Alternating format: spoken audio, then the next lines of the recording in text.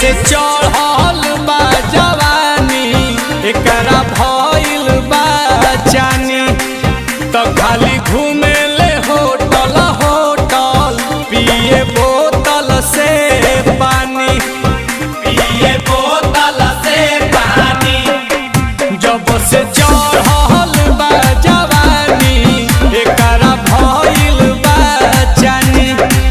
खाली घूमे ले होटल होटल पिए बोतल से पानी एहो चबकेले छोला में डाल के कचौड़ी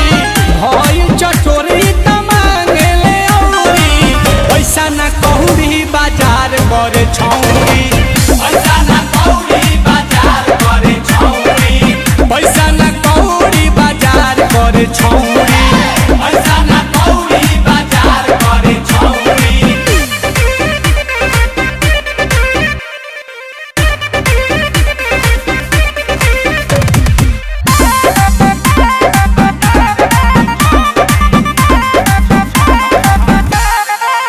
रोज नया नया मुर्गा के ही कतल करेले अनिल कमल हो पैसा पाती देखी के पटल करेले पैसा पटल करेले रोज नया नया मुर्गा देखी के कतल करेले